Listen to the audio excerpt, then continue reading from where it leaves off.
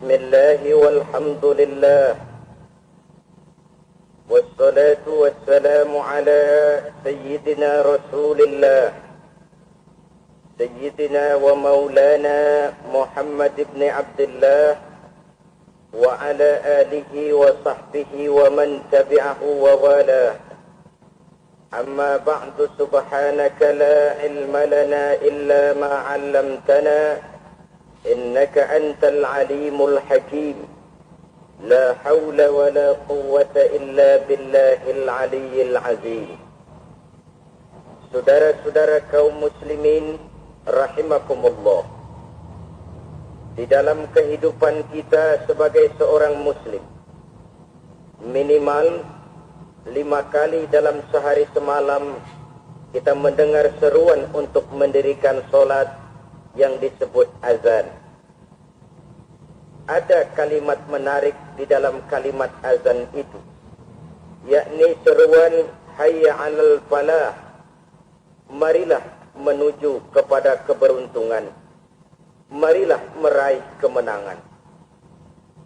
Seruan ini adalah kecenderungan dari setiap manusia, apapun warna kulit. Setiap orang dalam hidup selalu ingin meraih dan mencari kemenangan. Kemenangan akan melahirkan kepuasan batin, dan kepuasan batin memberikan kebahagiaan. Sedangkan kekalahan melahirkan penderitaan batin, dan penderitaan batin menjerumuskan seseorang di dalam berbagai bentuk kerugian.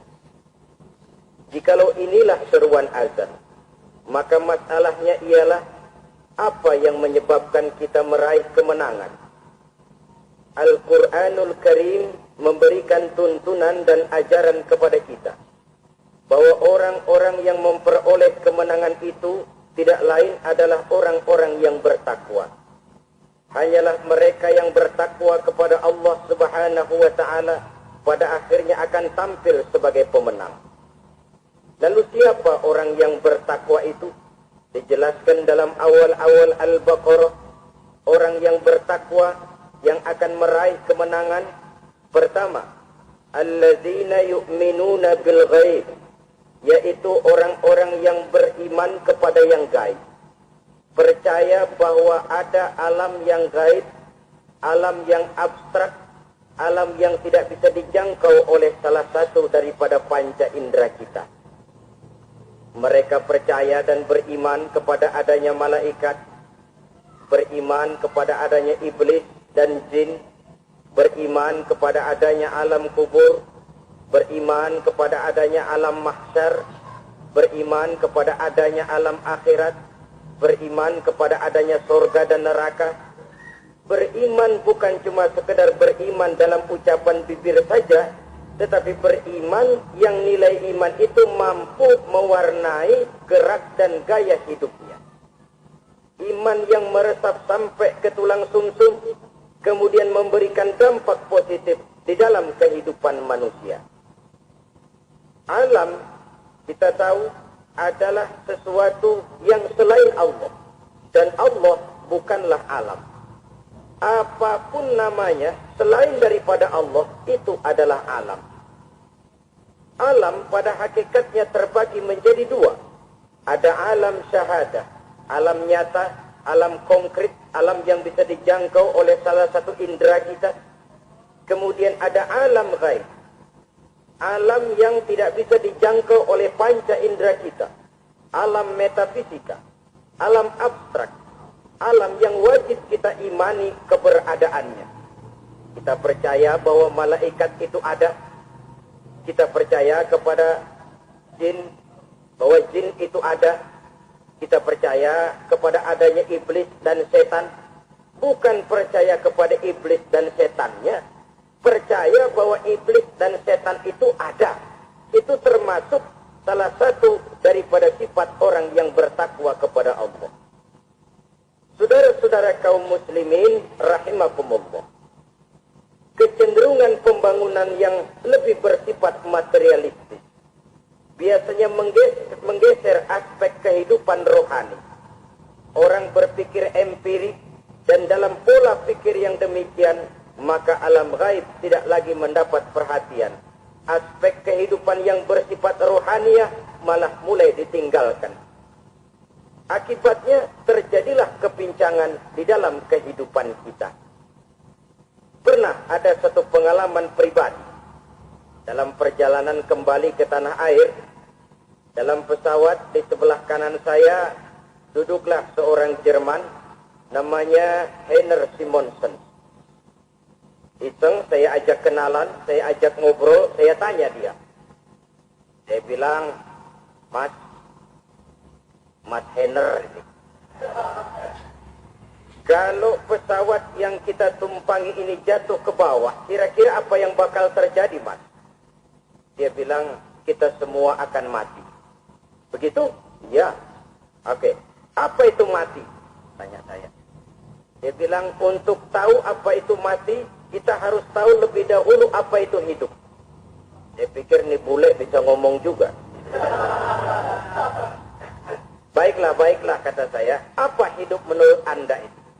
Oh, hidup itu dia bilang, kalau seluruh anggota badan kita bekerja secara normal, paru-paru memompa darah secara normal, jantung berdetak secara normal, sel-sel tubuh bekerja secara fit, dan organisme tubuh hanya mau bekerja secara normal, dia bilang, kalau kita memberi makan yang cukup, menu yang teratur, dan gizi yang lengkap. Saya bilang, kesimpulannya apa, Ner? Dia jawab, hidup adalah dari tangan ke mulut. Life is from the hand to the mouth, kata dia. Hidup adalah dari tangan ke mulut. Jadi masalah hidup tidak lebih daripada masalah isi perut. Orang pergi pagi, pulang sore, peras keringat, banting tulang, perut yang dibelai. Saya bilang, you are wrong. Sampean salah, Ner. Kamu orang Islam bukan? Bukan. Pantas. Kenapa saya salah? Dia bilang. Ya jelas salah. Salahnya di mana? Kamu ini manusia. Kalau hidup cuma dari tangan ke mulut, saya bilang, kambing di kampung saya juga begitu pikirannya, Ner. Itu kambing di kampung saya, asal perutnya kenyang, sudah hidup dia. Perkara besok bagaimana, lusa prospeknya macam mana, bulan depan ada apa, kambing nggak pernah mikir. Di kampung saya kambing juga pikirannya begitu. Kamu Kristen ya? Tadinya. Loh kok tadinya lalu apa sekarang kamu ini? Dia bilang sekarang saya netral. Saya tidak beragama tapi saya percaya kepada Tuhan sebagai pencipta Allah. Saya ingat benar dia bilang I haven't any religion. But I believe to God as the creator of the world. Kenapa bisa netral begitu, Ner? Habis saya bingung katanya. Islam bilang Islam baik, Kristen bilang Kristen baik, Hindu Buddha bilang Hindu Buddha baik. Semua agama baik. Saya netral sekalian, nggak beragama. Yang penting saya percaya kepada Tuhan. Saya bilang, Ner, kamu ini kayak orang mau beli celana. Lalu bingung. Yang satu bilang Levi's bagus, yang satu bilang Blue Jean hebat, yang satu bilang Wool England hebat. Celana ini hebat, celana itu bagus, celana ini hebat. Semua celana bagus, kamu bingung. Akhirnya netral, tidak pakai celana. Itu juga salah.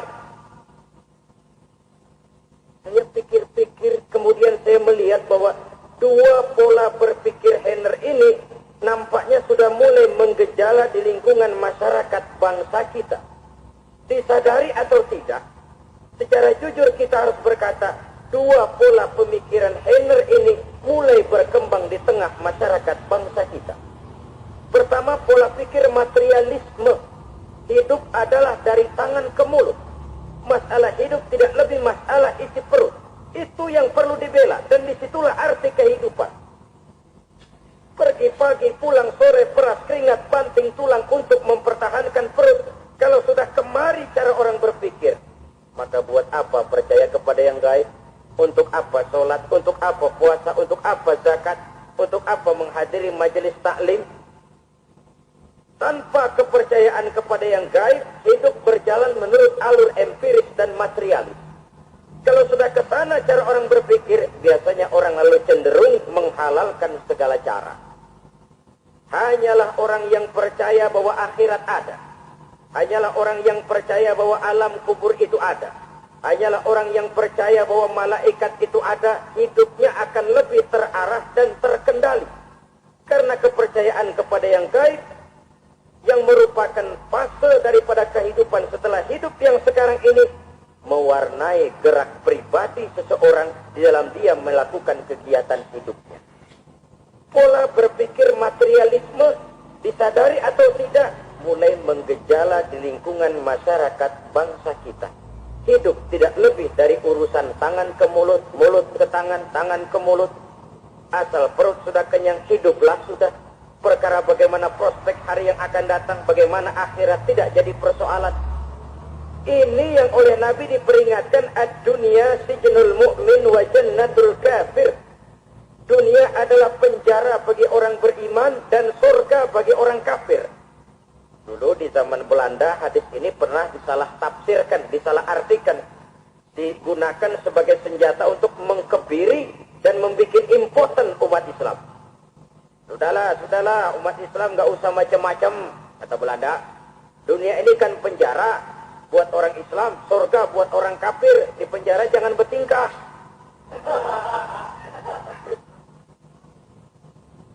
Pengertiannya tidak begitu. Dunia adalah penjara bagi orang mukmin. Artinya, dalam kehidupan dunia, seorang mukmin tidak bebas memperturutkan hawa nafsunya. Di penjara hawa nafsunya. Sebaliknya, surga bagi orang-orang kafir. Buat orang kafir, surgalah dunia ini. Mereka bebas memperturutkan hawa nafsunya. Dilarang tidak terlarang, dicegah pun tidak tercegah. Mereka hidup menurut alur bisikan nafsu mereka sendiri. Kemudian bila ajal datang, maut merenggut nyawa, selesailah surganya sampai di situ. Maka bagi orang-orang yang tidak percaya kepada adanya akhirat, kepada adanya alam gaib, surganya sebatas umurnya. Sekali lagi, surganya sebatas umurnya. Bila umur selesai, ajal pun datang merenggut nyawa, selesailah sudah surganya sampai di situ. Alangkah pendeknya perjalanan orang-orang yang tidak percaya kepada alam gaib ini. Bagi kita mukmin, jikalau kita mampu memenjarakan hawa nafsu, kita bisa bahagia di dunia ini. Dan Islam memang tidak menyuruh kita sengsara di dunia. Raih dunia, kejar dunia, gapai dunia sebagai alat untuk mencapai kebahagiaan di akhirat nanti. Hidup adalah satu perjalanan panjang yang terbentang sejak kita terlahir dari alam rahim sampai kepada alam akhirat nanti. Andai kata kita gagal meraih kebahagiaan di dunia, toh kita masih punya akhirat. Tapi jangan jadi dalil yang melemahkan semangat. Biarin dah kita di dunia kebelangsak, yang penting akhirat. Akhirnya dunia benar-benar kebelangsak. Bagaimana dunia ini bisa kita raih? Dan bagaimana meraih dunia untuk menunjang kepentingan akhirat nanti. Yang kedua, dari pikiran Henry yang saya lihat menggejala di lingkungan masyarakat bangsa kita, timbulnya manusia-manusia netral. Seolah-olah Tuhan yes, agama no. Sama Tuhan percaya, agama ogah. Tuhan ngangguk, giliran agama bodek. Padahal hampir dalam setiap ayat dalam Quran, kata-kata amanu biasanya bergandeng dengan wa'amilus sholihat. Iman dan amal soleh. Ini sebagai isyarat Tuhan dan agama jangan pernah dipisah-pisah. Apabila kita bertuhan, maka kita harus beragama. Apabila kita beragama, maka agama itu harus bersumberkan dari Tuhan yang kita imani itu. Tidak mungkin kita pisah, Tuhan yes, agama no. Sama Tuhan percaya, tapi agama bikin sendiri. Sembayangnya cukup bengong 2 jam, madep mulon.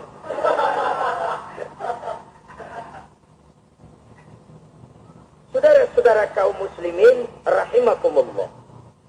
Jadi dengan demikian, agama yang kita akui merupakan unsur mutlak di dalam pembangunan sekarang ini, merupakan bagian dari kehidupan yang menuntun kita bahwa di balik alam nyata ini, di balik alam syahadah ini ada alam gaib.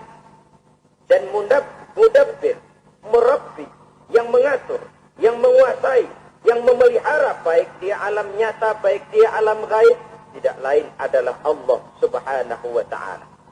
Di sana ada satu super power, satu maha kekuatan yang kita perlu bersandar kepadanya.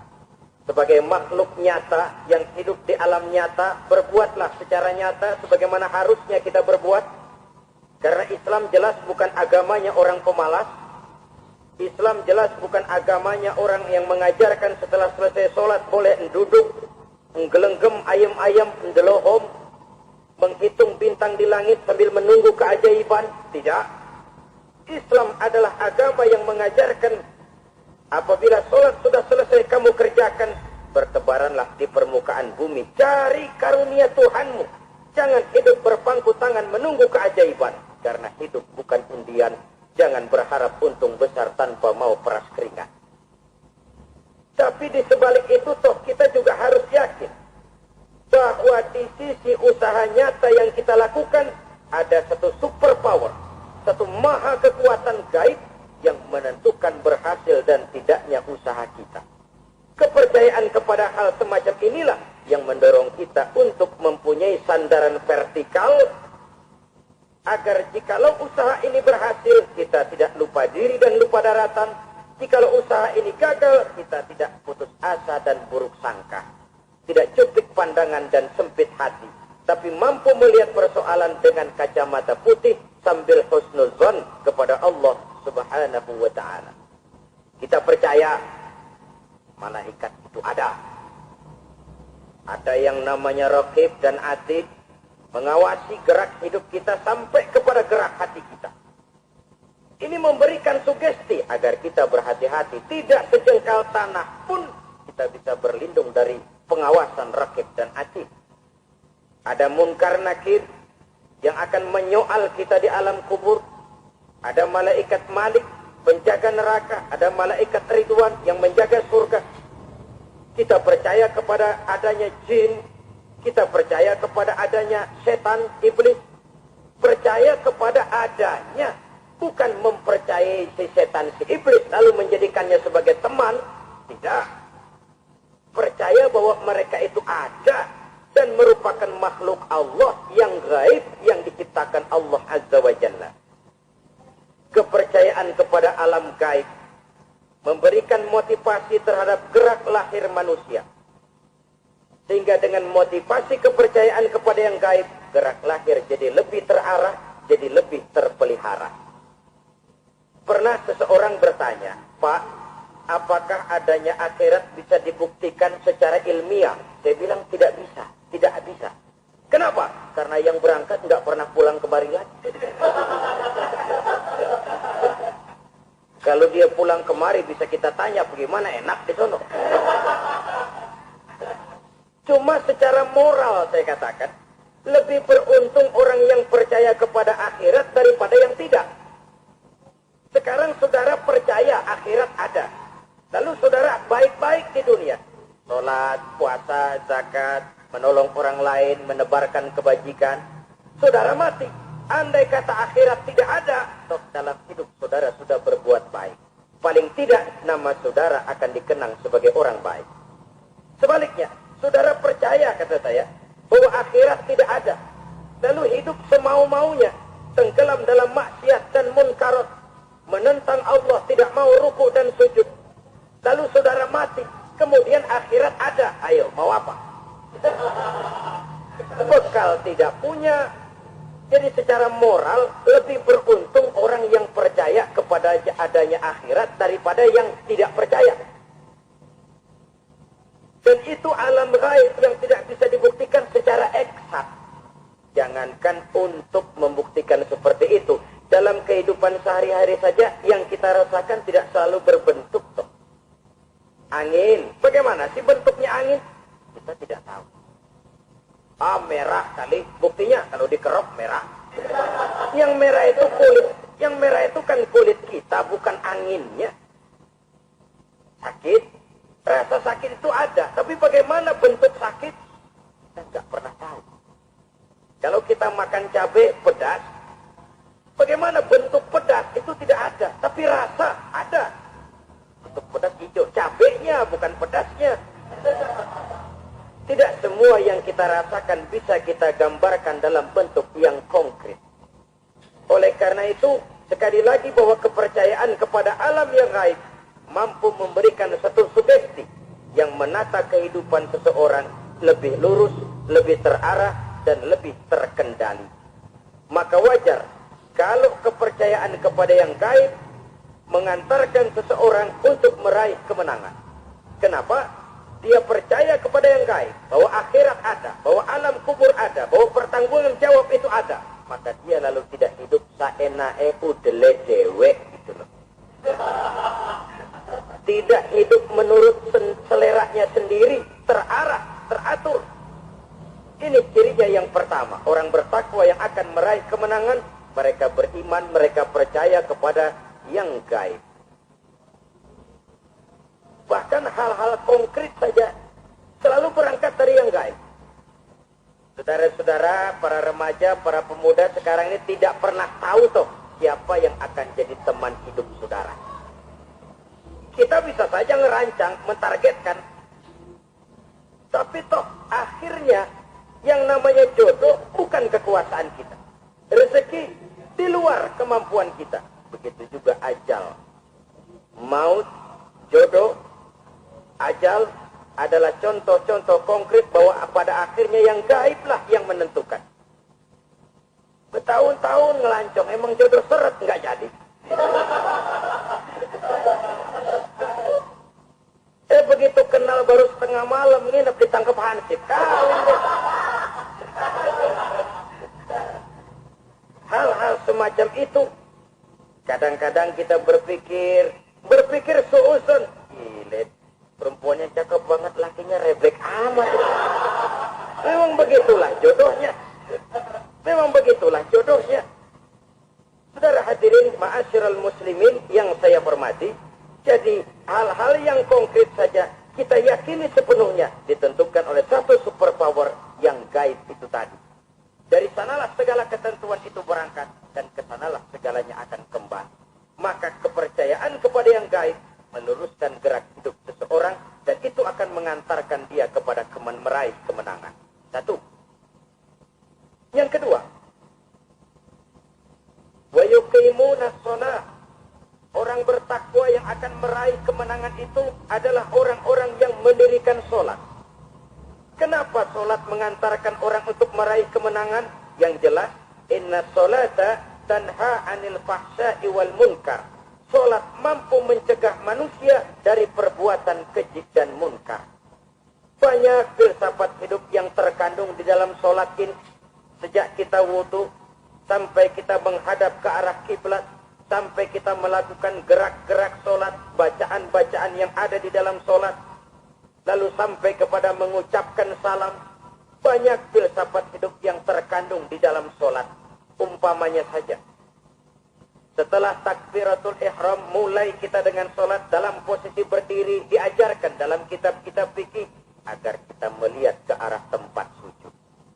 Ini kan filsafat kehidupan. Kalau kamu sholat dalam posisi berdiri, lihat tempat sujud. Jangan sholat mata jelalatan, sebab nanti bisa mengurangi kekhusyuan.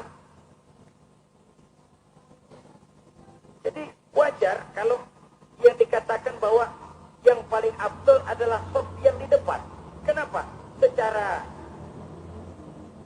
harfiah pengertiannya akan lebih mengundang kekhusyuan. Kenapa? Kalau kita di shaf paling depan, masjid umpamanya paling banter kita lihat tembok. Tapi kalau kita stop di tengah atau di belakang, orang-orang di depan kita pun akan kelihatan. Yang bajunya loreng, yang bajunya genggang, yang bajunya macam-macam. Kita lihat, kadang-kadang kita pikirin, ada yang bajunya bolong. Kita sholat, tapi dalam hati, orang bajunya robek yang gak tahu. Ada saja hal-hal yang mengusik kekhusyuan kita.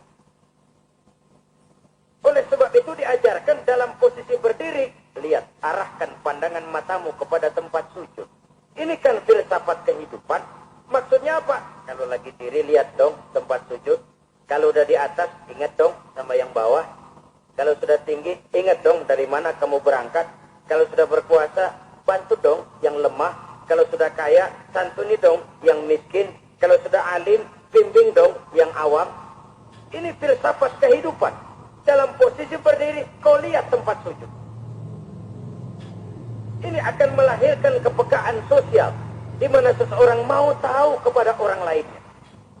Bagaimanapun kaya kita, tinggi pangkat dan jabatan kita, jikalau hidup hanya untuk kepentingan perut sendiri saja, rasanya belum membawa manfaat di dalam kehidupan kita. Tapi efek yang tertinggi sesungguhnya, sholat mencegah manusia dari perbuatan keji dan munkar.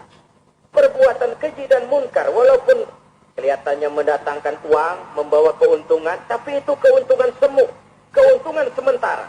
Dengan menipu orang lain kita bisa dapat untung, tapi tidak membawa berkah. Dan itu adalah kerugian besar dalam kehidupan kita. Maka untuk meraih kemenangan, harus dimulai dengan membentuk kepribadian yang tegar, memiliki sandaran vertikal yang langsung kepada Allah Subhanahu wa Ta'ala. Dan itu hanya bisa kita tempuh melalui jalur ibadah formal yang sudah ditentukan Allah, yakni sholat yang 5 waktu. Untuk memperkuat itu, ada sholat sunnah, rawatib, nawafil, sebagai terminal kontrol cadangan untuk memelihara stabilitas temperatur batin di dalam kita berhubungan dengan zat yang maha gaib, yaitu Allah Subhanahu wa Ta'ala. Orang sering bertanya, Pak, itu tetangga saya nggak sholat, duitnya nggak habis-habis. Nggak sholat tapi mobilnya tambah terus. Nggak sholat tapi usahanya makin maju. Tapi di sisi lain ada orang yang rajin sholat, rezekinya butak bener. Anaknya mana kurus, mana korengan. Saudara hadirin, ma'asyiral muslimin rahimakumullah. Harus saya katakan bahwa sholat memang bukan untuk cari duit. Sholat adalah sandaran vertikal kita kepada Allah. Sedangkan soal rezeki itu berkaitan dengan sifat Allah maha pengasih dan maha penyayang. Allah maha pengasih, siapapun dikasih kalau mau usaha. Allah maha penyayang, tidak semua orang disayang oleh Allah Azza wa Jalla. Dan belum tentu banyak harta itu merupakan nikmat. Mungkin juga istidraj. Artinya istidraj itu dikasih tapi diambulin, kalau bahasa Betawinya itu. Dikasih tapi diambulin, itu bukan merupakan nikmat sesungguhnya, lebih merupakan azab dari Allah Subhanahu wa Ta'ala.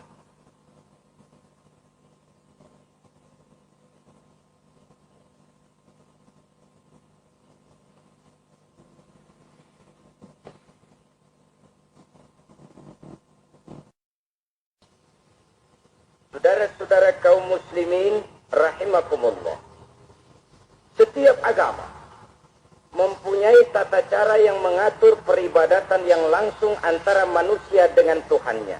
Setiap agama mempunyai sistem sholat.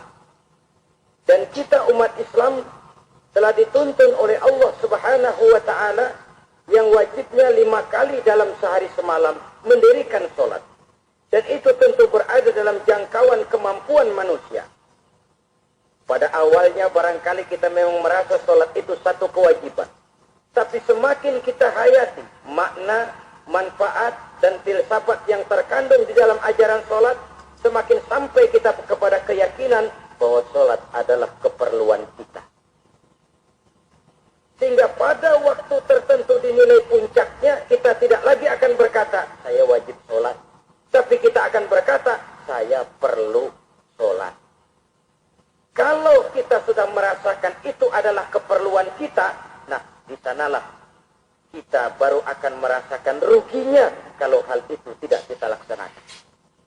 Sepanjang kita masih berkata, saya wajib sholat, kita akan lebih merasakan dia sebagai beban ketimbang sebagai keperluan. Yang jelas Allah tidak memerlukan ibadah yang kita laksanakan ini. Dengan kata lain, andai kata satu dunia penuh ini orang tidak ada yang sholat satu pun, Allah tidak akan turun dari jabatan Tuhan. Jangan lalu berpikir Kalau kita ngambek se-RW kagak sembahyang, Tuhan tekor kali ini ya. Tentu tidak. Itu perlunya kita, bukan perlunya Allah. Dan pada induknya kita akan berkata, saya perlu agama.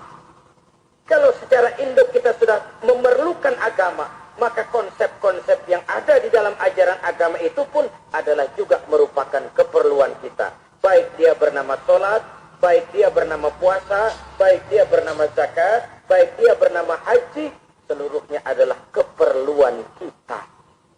Dan sesuatu yang kita perlukan, apabila tidak kita laksanakan, akan melahirkan kerugian di dalam kehidupan. Jangan heran kalau kita membaca riwayat perjalanan hidup para salafus soleh, orang-orang soleh. Ada yang tahajud sampai 100 rakaat, ada yang sholat malam kakinya sampai bengkak. Kita sekalinya bengkak biri-biri. Ada yang sholat membaca surah dalam Al-Quran sampai khotam Quran. Kok mau? Mereka sudah merasakan itu keperluan. Itu saja soalnya. Satu saat pun jikalau kita merasa bahwa itu keperluan saya, kita pun akan melaksanakan seperti itu. Keperluan saya dalam kehidupan. Inilah yang kedua. Yang ketiga, orang bertakwa yang akan meraih kemenangan itu, wa mimma razaqnahum yunfiqun. Mereka membelanjakan sebagian daripada rezeki yang diberikan Allah kepada mereka. Mereka infakkan di jalan Allah. Ada satu dialog menarik. Satu hari, seorang anak muda bertemu dengan seorang kakek-kakek yang sudah dikenalnya baik. Bertanyalah anak muda ini, umur kakek berapa tahun? 15 tahun. Anak kakek berapa orang? 1. Harta kakek berapa banyak? 15 juta. Anak muda ini bengong. Lalu protes. Kok kakek bohongin saya? Kenapa? Saya tahu umur kakek 70 tahun. Kenapa ngaku 15? Saya tahu anak kakek 5. Kenapa bilang 1? Saya tahu kakek miliuner. Miliaran uang kakek. Kenapa ngaku cuma 15 juta? Begini, kata si kakek tadi. Benar, umur saya 70 tahun. Tapi dari umur yang 70 tahun itu baru 15 tahun terakhir ini saya merasakan ibadah kepada Allah. Meninggalkan maksiat, jauh dari segala macam munkarat. Maka yang 15 tahun inilah yang benar-benar saya rasakan sebagai umur saya. Benar anak saya 5, tapi yang 4 susah diatur. Cuman 1 rasanya ini yang bakal jadi si buah hati, belahan jantung, pelanjut cerita penerus sejarah. Cuma 1 ini yang saya harapkan, yang akan jadi anak soleh, yang akan membuat saya menerima pensiunan pahala. Kalau yang 4, apek kan gak ada harapan. Yang 1 nyekek botol mulu. Oh begitu, iya. Lalu kenapa kakek bilang harta kakek cuma 15 juta padahal saya tahu kakek uangnya miliaran, depositonya banyak. Ya karena 15 juta itulah yang saya ingat yang pernah saya belanjakan di jalan Allah. Saya merasa itulah harta saya yang sebenarnya. Yang miliaran yang saya simpan di bank kelak, kalau satu saat saya mati, akan jadi rebutan di antara anak-anak saya. Iya kalau anak saya soleh kayak yang 1 ini. Kalau yang 4 tadi udah tulen dia bakal berantem dah berebut. Jadi 15 juta yang saya belanjakan di jalan Allah inilah yang saya merasakan benar-benar harta saya yang sesungguhnya. Dialog ini patut menjadi bahan renungan kita bersama. Diberikan kita umur 40, 50, 60, 70, 80. Berapa tahun dari umur yang diberikan itu yang jalan mulus, yang kita gunakan untuk melaksanakan ibadah. Banyak harta kita simpan di bank, di lemari, di dompet, di tas. Tapi berapa yang sudah kita depositokan di jalan Allah yang akan menemani kita di hari kita kembali nanti.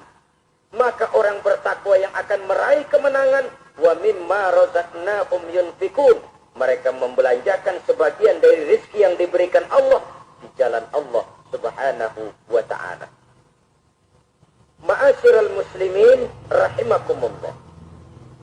Zahirnya memang kita memberikan kepada orang lain, tapi hakikatnya kita menyimpan untuk diri kita sendiri.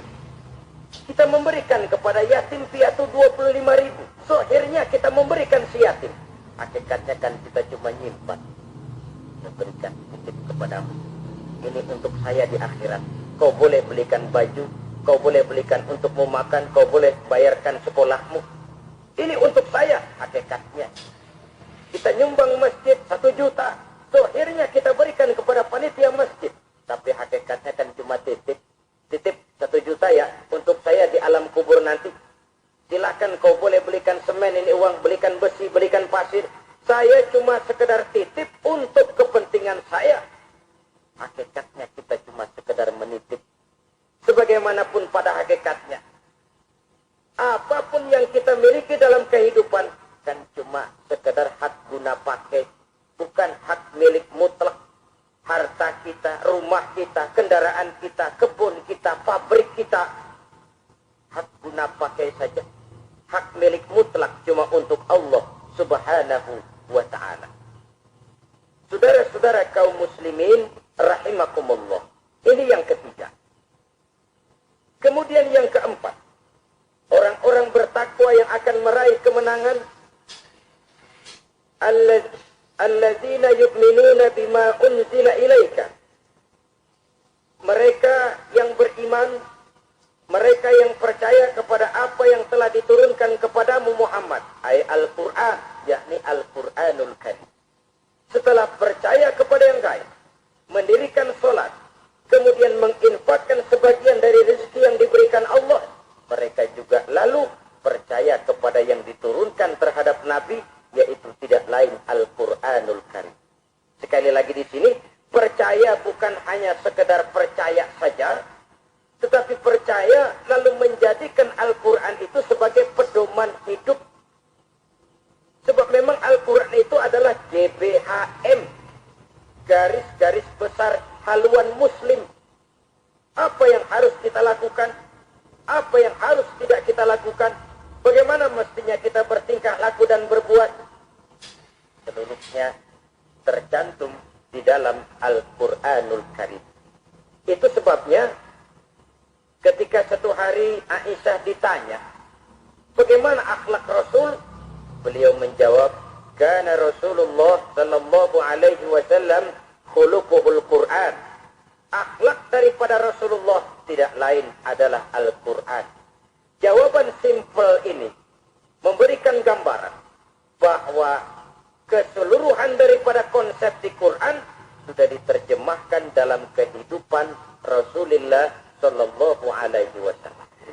Karena kita tahu akhlak adalah keseluruhan dari gerak hidup manusia. Sejak ia berpribadi, berumah tangga, bertetangga, bermasyarakat, sampai kepada berbangsa dan bernegara, Al-Quran tetap memberikan sentuhan nilainya. Oleh karenanya, orang-orang yang bertakwa adalah orang-orang yang menjadikan Al-Quran sebagai pedoman dalam kehidupannya. Dan kita yakini Al-Quran diturunkan kepada Nabi Muhammad bukan merupakan produk Nabi Muhammad. Isi dan redaksinya langsung dari Allah Subhanahu wa ta'ala. Kemudian cirinya yang kelima, orang bertakwa yang akan meraih kemenangan itu, wa ma unsila min qablika. Tidak hanya sekedar percaya kepada yang diturunkan terhadap Nabi Muhammad, yaitu Al-Quran, mereka juga percaya kepada apa yang pernah diturunkan kepada para nabi, kepada para rasul sebelum Nabi Muhammad. Percaya kepada adanya suhuf, percaya kepada adanya Taurat, percaya kepada adanya Injil, percaya bahwa Allah dahulunya sudah menurunkan Taurat kepada Musa, percaya bahwa Allah sudah menurunkan Injil kepada Isa, percaya Injil ada, Taurat ada, diturunkan Allah untuk Isa dan Musa, tetapi tidak wajib mengamalkannya karena kita sudah diberikan Al-Quranul Karim. Ini yang perlu saya garis bawahi. Kita percaya Allah telah menurunkan Injil dahulu kepada Isa. Kita percaya bahwa Allah telah menurunkan Taurat dahulunya kepada Nabi Musa. Kadang-kadang ini dijadikan dalih, dikacaukan pengertiannya. Quran saja mengajarkan bahwa orang yang bertakwa harus percaya kepada Injil, maka pakailah Injil. Apalagi kalau ayat sebelumnya ditilap, dihapus, dihilangkan, Injilnya yang ditekankan, maka akan terjadilah penekanan yang salah arah. Karena salah arah akhirnya bisa merusak dan menghancurkan akidah. Ketika Rasul suatu saat pernah ditanya orang, "Ya Rasul, bagaimana sikap kita sebagai muslim terhadap Injil yang ada sekarang?" Beliau menjawab, "La tukadzibuhu jami'an wa la tusaddiquhu jami'an." Jangan didustakan seluruhnya, jangan juga dibenarkan semuanya. Artinya, ini sudah merupakan gambaran dari Rasul bahwa dalam Injil yang ada sekarang masih ada ajaran-ajaran tauhid yang dibawa oleh Nabi Isa dan diajarkan kepada umatnya. Tapi juga dalam Injil yang sekarang ini sudah terkena intervensi dan investasi manusiawi. Karena itu Rasul menyimpulkan, la tukadzibuhu jami'an wa la tusaddiquhu jami'an. Jangan didustakan semua, jangan dibenarkan seluruhnya. Kita memang percaya Allah telah menurunkan Injil kepada Nabi Isa dulu, tapi kita tidak wajib mengamalkan Injil. Kita percaya Allah telah menurunkan Taurat kepada Nabi Musa, tapi kita tidak wajib mengamalkan kitab ajaran Taurat. Yang wajib kita percayai dan kita amalkan hanyalah Al-Quranul Karim. Kenapa? Oleh karena baik yang ada di dalam Taurat, baik yang ada di dalam Injil, tentu tercakup di dalam Al-Quran sebagai kitab terakhir yang diturunkan oleh Allah Subhanahu wa Ta'ala. Jadi itu wajar. Kalau seorang pejabat mau mengeluarkan satu keputusan baru, tentu dia harus meninjau keputusan-keputusan lama. Andai kata dianggap tidak berlaku, dianggap tidak relevan lagi, maka keputusan-keputusan lama itu tentu sudah dianggap tidak berlaku. Sebagian daripada aturan-aturan dalam keputusan lama yang masih dianggap relevan tercantum dalam keputusan baru yang wajib diamalkan. Begitulah hubungannya antara Al-Quran, Taurat, Zabur, dan Injil.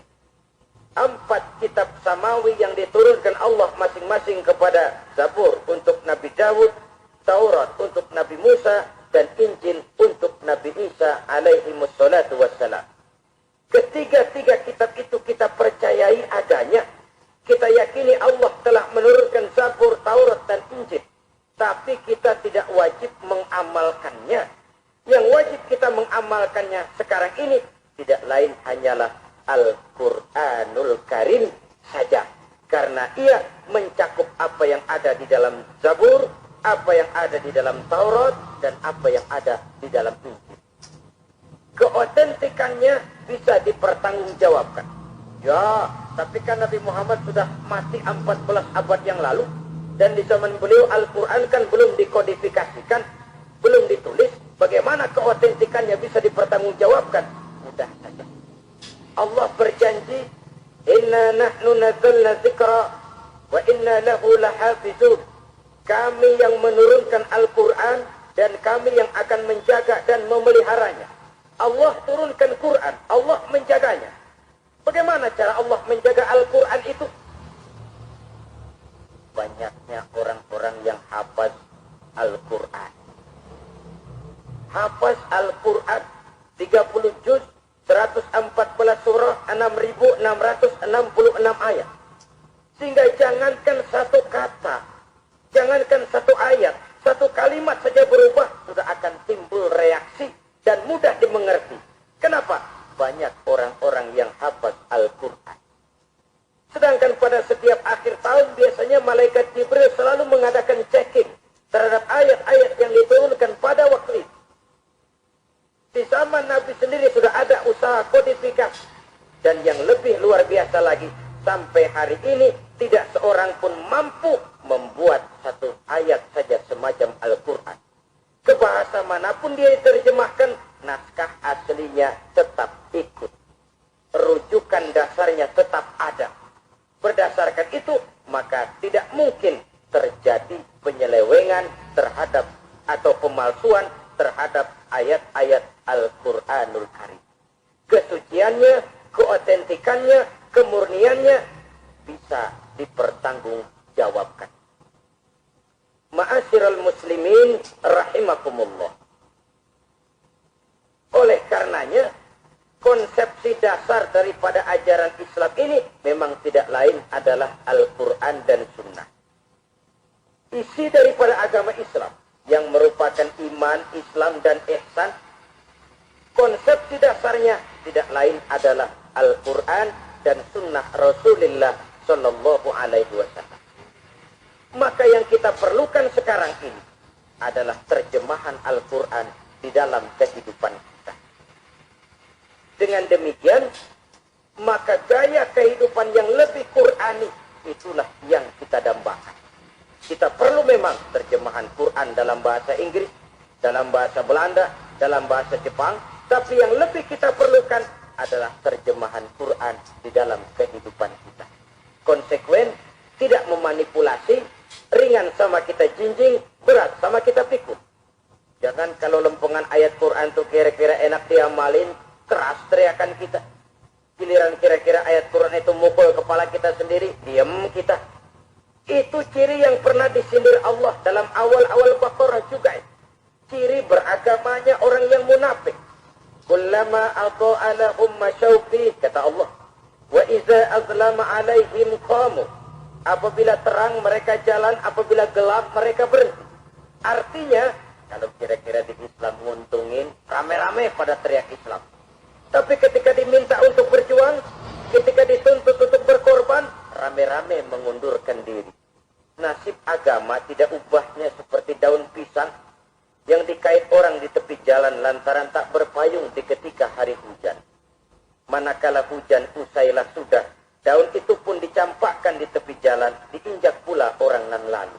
Artinya, orang menjadikan agama cuma sebagai lipstick, decoration only, tidak konsekuen.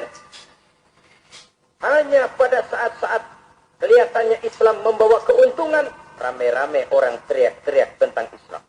Tapi jikalau diminta berjuang, jikalau dituntut untuk berkorban, biasanya rame-rame juga mengundurkan diri. Jangan heran kalau mayoritas hitungan kita, tapi minoritas peranan kita. Kuantitas kita dalam jumlah, tapi dalam kualitas kita lebih sering jadi penonton daripada jadi pemain. Padahal itu sangat tidak boleh terjadi. Umat Islam di Indonesia harus bangkit. Umat Islam di Indonesia harus sadar akan keberadaannya. Tidak boleh hanya jadi penonton berpangku tangan. Karena memang agama kita juga mengajarkan untuk konsekuen di dalam menjabarkan ajaran-ajaran daripada agama kita. Kita sering jatuh menjadi umat yang lemah. Oleh karena kita ini tidak pandai menggalang kebersamaan yang diakibatkan tidak konsekuennya kita. Diistilahkan bahwa umat Islam di dalam menggalang kebersamaannya itu harus seperti orang main sepak bola. Saudara-saudara kan tahu orang main sepak bola itu. Orang main sepak bola, kalau pertandingan belum dimulai sih silakan saja kumpul di luar lapangan, atur strategi yang baik. Tapi kalau pertandingan sudah dimulai, turun ke lapangan hijau, jangan kumpul terus. Ada sepak bola gotong royong. Mundur-mundur rame-rame. Depan ke depan kumpul melulu mainnya. Kalah. Orang main sepak bola itu ya harus ada penyerang tengah, harus ada penjaga gawang, harus ada strikernya, harus ada kiri luarnya, kanan dalamnya yang jadi backnya. Posisi boleh bermacam-macam, tapi yang penting saling ngoper untuk menggolkan gawang lawan. Begitulah umat Islam ini. Boleh ada yang jadi pejabat, boleh ada yang jadi pengusaha, boleh ada yang jadi petani, silakan ada yang jadi seniman, ada yang jadi penyair, ada yang jadi artis sekalipun. Tapi kalau sudah berhasil menguasai bola, jangan lupa operannya. Operan itu yang langka. Kita ini muslim kadang-kadang kalau sudah memegang menguasai bola, kalau belum mau mampus, belum mau ngoper. Nanti kalau sudah nggak punya bola, baru mau ngoper. Kalau sudah dengar-dengar mau dekat pensiun, baru mau jihad, baru mau berjuang, baru mau ngurus pesantren, tanda tangan sudah tidak laku, memo sudah tidak dihargai, baru mau berjuang. Kemarin kemana mas? Kita tidak pandai memanfaatkan posisi. Dengan kata lain, kalau kembali kepada persoalan kita, konsekuensi kita terhadap agama yang kita anut ini belum ideal. Kita masih lebih sering berislam ini pada saat-saat yang menurut perhitungan kita membawa keuntungan. Tapi kalau diminta berjuang, dituntut berkorban, yang itu pun hakikatnya adalah untuk kepentingan kita juga. Allah tidak pernah menuntut kita untuk jihad bagi kepentingan Allah, itu tidak. Berjuang menegakkan agama Allah, apakah untuk kepentingan Allah? Tidak. Untuk kepentingan kita. Sebab nilai-nilai jihad itu pada akhirnya akan membawa kita kepada satu kebahagiaan. Setidaknya kalau tidak di dunia, tentu di akhirat sebagai syahid. Oleh karena itu, pada bagian akhir ini saya ingin mengajak, marilah kita konsekuen. Sekali kita berkitabkan Al-Quranul Karim, mari dia kita jadikan pedoman. Jangan cuma kita jadikan sebagai penghias dinding, pelengkap rumah, bahwa di rumah kita ada Al-Quran, tapi yang baca kecoa. Habis pada bolong tuh Quran. Yang penting kan punya Quran. Taruh di pintu rumah. Biar apa? Biar kuntilanak kagak masuk katanya. Ya apa itu nasib Quran, cuma kerjanya jaga pintu, ngusir kuntilanak, ngusir memedi. Bagaimana kita hidup menurut tuntunan Al-Quran? Kadang-kadang tidak pernah menjadi masalah bagi kita. Maka bagaimanakah Al-Quran akan mungkin membawa keberkahan dalam hidup kalau ajarannya kita injak-injak dalam keseharian kita. Mewujudkan gaya hidup yang lebih Quran. Itulah yang akan kita rintis di dalam kehidupan kita. Bertahap, step by step, menurut kemampuan yang ada pada kita. Jika jalan ini tidak bisa kita selesaikan, percayalah akan ada generasi penerus yang akan melanjutkan usaha dan cita-cita mulia itu. Jadi percaya kepada Taurat, percaya kepada Injil, sekadar percaya Allah dahulunya sudah menurunkan itu. Tapi kita tidak wajib mengamalkannya. Kenapa? Generasi Injil masa berlakunya sudah kedaluwarsa. Taurat masa berlakunya sudah kedaluwarsa. Injil pernah berlaku untuk orang Nasrani di zaman Nabi Isa. Taurat pernah berlaku untuk orang Yahudi di zaman Nabi Musa. Setelah generasinya berlalu, datang Rasul penutup yang membawa Al-Quranul Karim. Maka Al-Quran itulah yang berlaku menjadi pedoman sampai hari akhir nanti. Jangan jauh dari Al-Quran, karena apabila ini kita lakukan, maka kita akan kembali kepada satu gaya hidup yang jauh dari tuntunan agama. Dan itu artinya kita akan semakin jauh untuk meraih kemenangan. Saudara-saudara kaum muslimin rahimakumullah. Yang keenam, yang terakhir, orang-orang bertakwa yang akan meraih kemenangan itu wabil akhirati hum yuqinun. Mereka percaya, mereka yakin seyakin-yakinnya akan adanya hari akhirat. Bahwa ada akhirat, hari di mana seseorang akan mempertanggungjawabkan seluruh perbuatannya di dalam hidup ini. Dan tidak ada satu perbuatan yang bagaimana kecilnya sekalipun, yang tersembunyi dalam pandangan manusia, yang tidak akan dibukakan persoalannya di mahkamah Qadi Rabbul Jalil di akhirat nanti. Itulah sebabnya maka percaya kepada akhirat disebut secara khusus. Padahal di awal tadi sudah dijelaskan yu'minuna bil ghaib, percaya kepada alam gaib, dan alam gaib ini termasuk akhirat. Kenapa pada bagian akhir disebut lagi akhirat? Karena ternyata bahwa kepercayaan kepada adanya akhirat merupakan induk dari kepercayaan terhadap adanya malaikat, setan, jin, dan lain sebagainya, dan akan lebih memberikan sugesti dalam kehidupan manusia untuk meluruskan gerak hidupnya. Jikalau satu saat tergerak hati akan berbuat kejahatan, ingin mencuri, sadarlah, awas, ada akhirat. Sebab kalau kita cuma teriak, awas, ada polisi, itu cuma tertunda sementara. Begitu polisi meleng, Kalau kita ingin berbuat jahat cuma berteriak, awas ada hansip. Cuma sementara ketika hansip itu ada. Tapi kalau ceritanya, awas ada akhirat. Mau menyeleweng, awas ada akhirat. Mau berjudi, awas ada akhirat. Mau mencuri, awas ada akhirat.